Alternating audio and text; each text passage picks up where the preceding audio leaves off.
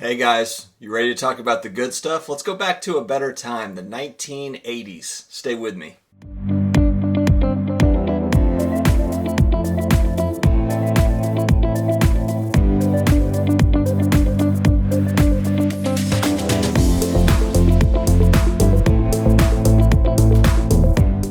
Hello to all my collectibles friends out there. I hope that everybody is having an amazing weekend. It is Sunday, I believe it's the 3rd, January 3rd, 2021, if you can believe it. Today I'm going to be talking about some of the good times, the 1980s. For all of you that are new to my channel, this is almost episode number 400, believe it or not. We started about 9 months ago with this channel, and it's all about collectibles, personal finance stuff mixed in.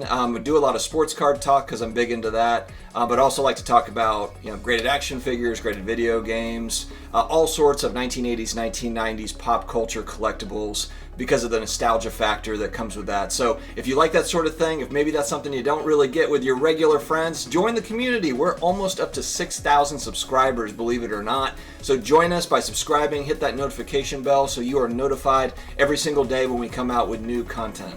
So I was fortunate. I was born in 1981. I was able to kind of experience the 80s and the late 80s, but also the 90s. So I've got a lot of the 80s, 90s nostalgia stuff. I'm a tweener. I'm 39, so I'm right in between the Gen X and the millennial. I don't know what they call that, but there's a name for it. So I've experienced both. And so with this channel, and something I want to ramp up a little bit more, is talking more about the collectibles that we remember when we were young. During the 80s and the 90s. So, we might cover Beavis and Butthead. We might cover Jinkos and, grunge band stuff, Nirvana, Pearl Jam, Massimo Stussy brands and all that stuff. Remember Structure, the clothing brand? Stuff like that. We're going to go over that. Today I'm going to be talking about kind of collectible sales, different things that people are buying from those times and how that is just kind of, it's interesting. And the last one I'm going to show is one that actually blew my mind. So stick around to the end of the video for that one. It was a set that I didn't even know was around. But anyway, I'm not going to spoil it. Stay with me and we will go ahead and get started.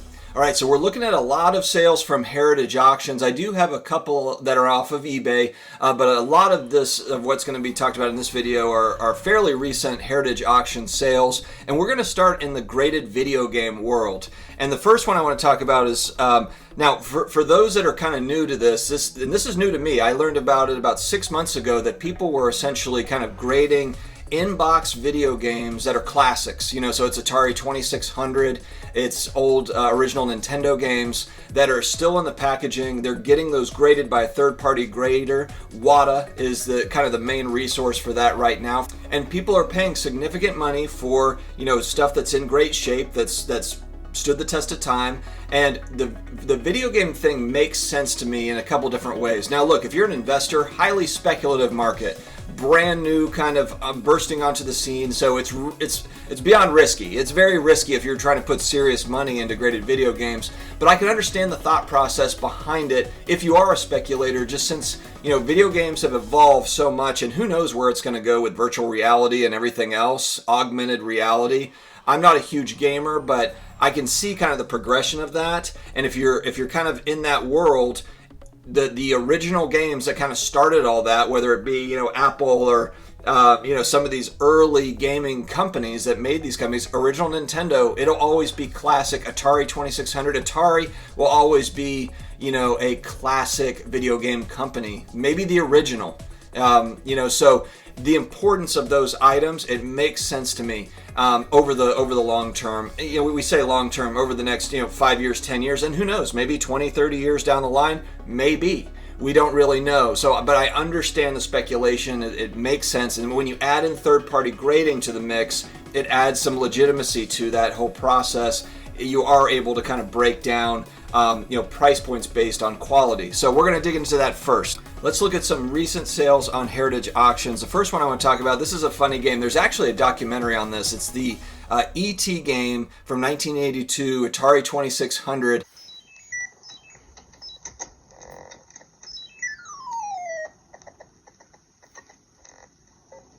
And there's a great documentary, I don't remember the name of it, but I'm pretty sure it's on Netflix or Hulu, but it talks about how essentially this E.T. game was just, because of the movie coming out, they wanted to push ahead for production of this video game for the Atari to make it in time for Christmas sales, and essentially it was a total flop.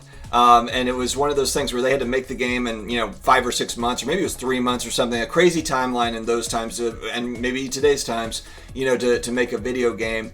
And they were trying to time it up so they could sell it for Christmas, and they made it out. It got out in time, but the game was really bad. I'm not going to spoil the whole thing for you, but it's a great documentary. Check it out. But this one in particular, graded a 9.2 through Y, sold for $312. Is this a good price point? I'm not really sure. And that's what makes this kind of fun to research if this is kind of new to you.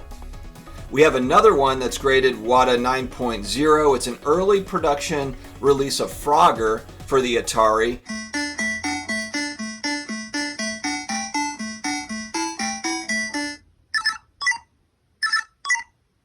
And again, these are classic cases. You can see like it's the original box and everything. It's cool. These are cool items.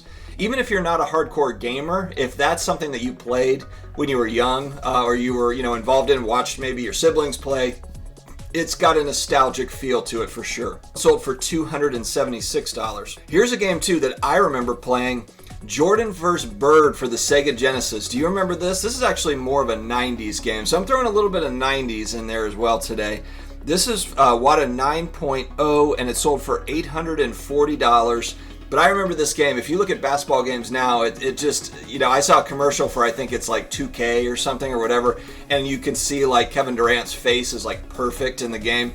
Go back and check out YouTube. I'm sure there's probably YouTube highlights of Jordan vs. Bird Sega Genesis, and you'll see how far video games have come. But that was a really, really fun game for its day. I remember that game. All right, next up, let's move over to the world of movies, motion pictures. Movie posters are a cool thing too, and this is something I hadn't really thought about, and I came across it on the Heritage site. Batman movie poster in very good condition. This is kind of the original 1989 movie poster, $42. And then there's a Ghostbusters original movie poster, 1984. That's the one that I think is really cool. I wouldn't mind having that in in like the man cave or something. Have it framed up. I think that would be awesome. Sold for $126. So they're not they're not super cheap by any stretch, but they're relatively affordable if it's something that means something to you. If it's something that you're kind of collecting or you want to have. I'm not sure how my wife would feel about, a Ghostbusters movie poster maybe in the bedroom, but, for a man cave, I think that would be cool. All right, next, here's some serious money. We're talking about the king of pop back in the day. Michael Jackson sold it was a crystal studded glove, one that he wore on his 1984, he wore it on stage during his 1984 Victory Tour. This one sold for six figures, $112,500. Back in August, a few months back. But man, that's just $112,000. But it's game worn, it's glove worn, or it's he actually wore it, so you can kind of see how people are big on those icons from back in the day. All right, kind of on that same note, same time period, Madonna. This is an early picture of her, kind of in person, signed photo at a little over $1,000. And, this is, again, I think it's kind of one of those rare kind of early pictures of Madonna, like right as she was hitting it big, when she was, 18, 19, 20 years old. So you can see how collectors are all about it. All right, we're coming up to the end here. Now, and I saw many lots on eBay selling for original Star Wars action figures in the box. They're not graded, but they're still in the box, so the condition's probably going to vary. But here was an example of 34 sealed. Not the new stuff, but the stuff, the original stuff back in the 80s, sold for $3,777 in December. And I think that I have to guess that if you're paying that, for these, and if they're in decent, you feel like they're in decent condition, they're probably getting these graded, I would assume. Or maybe it is collectors as well. Collectors, want these, so that makes sense. But if you're looking to kind of flip, I could see, kind of getting these, if they're in good condition, grading them, and then once they're graded, they're typically worth a lot more on the secondary market once graded. And we are to the last item, and this is the one that really caught my eye because I was not aware of it, or at least I don't remember it. And I'm a big fan, and when I was young, I had the Masters of the Universe action figures that I would play with the Battle Cat and Snake Mountain and Castle Grayskull and all the figures, you know, that they had. I had all that stuff, but I saw on eBay that there was a sale for a castle, and it's a rare Eternia castle, and I think there's like a Snake Mountain kind of linked up to it, but I've never seen it before. I don't know where it was released or what, but it sold for about $1,800 outside of the box. It's not, you know, in box or anything, but it is such a cool item if you know kind of those action figures. And kind of a little bit of the history there. Everybody knows that Castle Grayskull and the Snake Mountain, but this is like a whole different, you know, Eternia headquarters type thing. Really, really awesome. Guys, let me know your thoughts in the comments. Are you collecting, buying, and selling any of these collectibles? Are you doing it as a collector? Are you doing it as more of an investor? I want to hear your thoughts.